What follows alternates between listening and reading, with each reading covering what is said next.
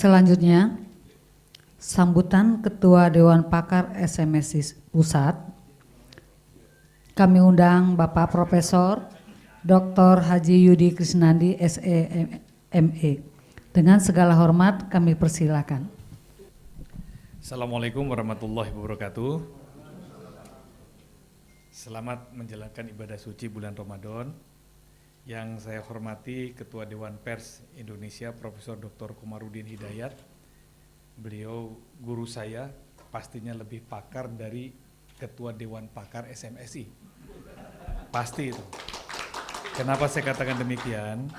Karena pada saat saya baru lulus kuliah, saya sudah belajar di Paramadina tentang Islam dan kebangsaan. Itu gurunya sudah Profesor Dr. Komarudin Hidayat.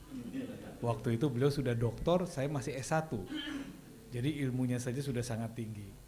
Dulu yang namanya Universitas Paramadina itu berasal dari Yayasan Paramadina, satu ruko kecil saja di Pondok Indah ya Prof. Dan saya salah satu murid yang pertama ya, dibimbing oleh Prof. Komarudin dan almarhum Profesor Dr. Nurkolis Majid. Sampai kapanpun beliau pasti lebih pakar daripada saya. Yang kedua yang saya hormati guru saya, Pak Kiai Masyum. Kami selalu mendoakan Pak Kiai senantiasa sehat selalu untuk selalu membimbing SMSI.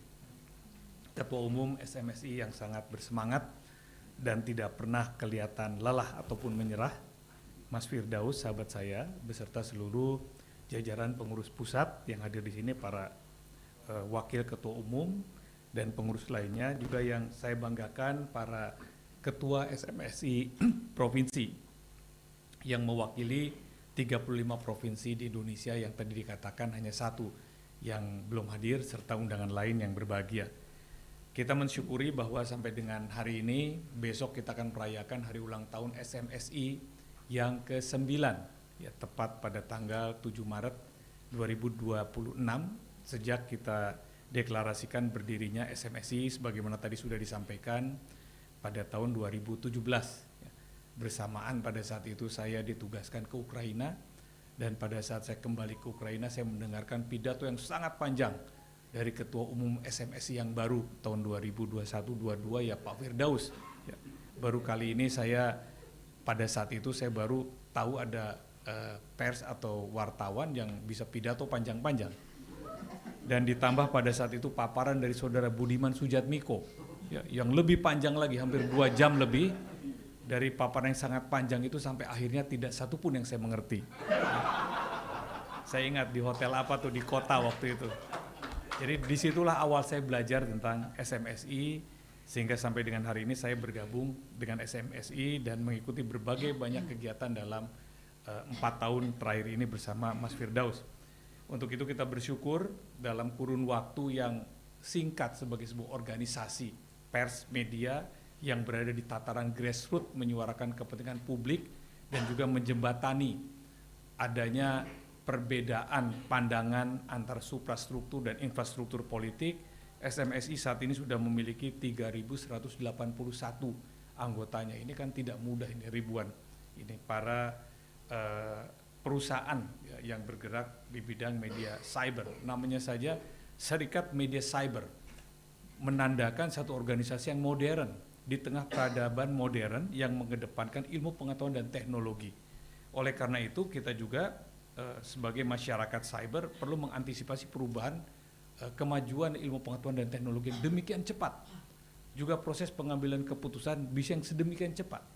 Tidak ada yang memperkirakan bahwa Amerika akan begitu cepat menyerang Iran beberapa hari lalu, sementara kapal induknya Abraham Lincoln dan Gerald Ford itu masih berada di wilayah perairan Yunani.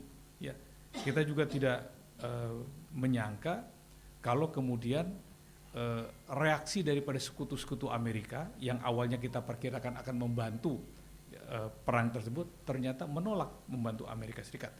Kita juga tidak menyangka reaksi pemerintah kita sendiri ya, yang mungkin cukup mengejutkan ya, dari harapan kebanyakan masyarakat Indonesia.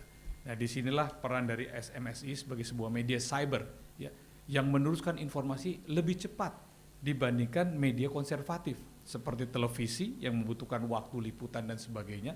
Walaupun televisi juga ada live tayang, apalagi koran ya, yang terlambat pasti terlambat 1 hari, apalagi majalah yang terlambat 1 minggu. Di era perkembangan teknologi informasi yang sangat cepat ini terjadi penurunan ya, dari pertumbuhan para pembaca media konvensional yang beralih kepada media-media yang dengan menggunakan teknologi informasi yang sudah sangat cepat seperti cyber ini. Untuk itu dari paparan yang disampaikan oleh Ketua Umum tadi dan juga tentu kita ingin mendengarkan respon daripada Ketua Dewan Pers Indonesia, saya ingin mengappeal kepada kita semua untuk melakukan redefinisi kembali. Sebetulnya apa definisi pers di era modern ini? Yang seperti apa? Kita lakukan redefinisi kembali, wartawan itu seperti apa? Apakah seperti dulu yang membawa kamera kemana-mana, membawa catatan dan block notes yang selalu bertanya? Lalu kemudian masyarakat pers itu yang seperti apa? Saya harap SMSI di dalam rapat pimpinan, rapat kerjanya juga bisa menghasilkan satu redefinisi, sehingga definisi tentang pers, definisi tentang masyarakat pers, definisi tentang profesi wartawan itu sesuai dengan perkembangan teknologi informasi seperti sekarang ini. Bukankah kita secara pribadi-pribadi yang akrab dengan media teknologi yang kita miliki bisa menjadi wartawan sendiri. Kita bisa memfoto diri kita sendiri, kita bisa mendistribusikan beritanya sendiri, kita juga memiliki pemirsa sendiri. Misalnya di media X Twitter saya memiliki follower lebih dari 172.000 orang. Ya. Bukankah itu lebih besar daripada orang yang membaca Kompas setiap harinya? Lebih besar dari pemirsa TVRI misalnya. Jadi di era yang sekarang ini, setiap orang sesungguhnya bisa menjadi wartawan. Karena hakikatnya seorang wartawan adalah mencari berita, menyampaikan berita, mengupload berita, menulis berita. Jadi kalau setiap orang pada akhirnya bisa membuat berita sendiri, bisa menginformasikan kejadian-kejadian yang bisa dia bertanggungjawabkan, bisa menyebarluaskan secara masif melalui media sosial dan teknologi informasi, bukankah itu kepentingan kita untuk meredefinisikan kembali apa arti dari pers, apa arti dari masyarakat pers? Itu yang kedua. Dan yang terakhir yang ingin saya sampaikan khususnya kepada SMSI, marilah kita SMSI ini tetap menjadi pilar demokrasi baru yang berkeadilan. Yang kedua, SMSI ini menjadi jembatan informasi yang akurat dan terpercaya untuk sampai kepada masyarakat dan juga kepada pemerintah. Dan juga menempatkan posisi SMSI sebagai satu kekuatan masyarakat pers yang loyal kepada pemerintah, bangsa, negara, dan rakyat, sebagai satu kekuatan penyeimbang yang KOP, kritis, objektif, proporsional. Dan yang terakhir, kita berharap bahwa SMSI ini menjadi satu kekuatan organisasi yang memiliki solidaritas sosial yang tinggi dengan kegotong royongan untuk mengangkat harkat, martabat, dan kesejahteraan anggotanya. Itu saja yang bisa saya sampaikan. Selamat berdiskusi dengan 2 topik utama tentang ART, Agreement Reciprocal Trade, mungkin juga menyinggung-nyinggung BOP, ya, Board of Peace, atau ya itulah kira-kira seperti itu. Atau nanti juga kita akan mendiskusikan tentang hal-hal lain yang lebih strategis, di mana SMSI bisa memberikan kontribusi pemikiran kepada program-program pemerintah yang perlu kita kritisi.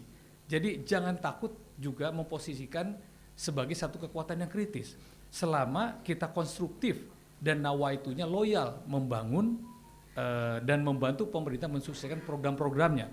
MBG misalnya, Koperasi Merah Putih misalnya, Sekolah Rakyat misalnya, hilirisasi misalnya, sasaran pembangunan 8% misalnya. Itu semua membutuhkan dukungan SMSI. Itu membutuhkan dukungan kita untuk menyampaikan informasi-informasi yang benar dari pemerintah ke rakyat dan menyampaikan keadaan sesungguhnya dari rakyat ke pemerintah.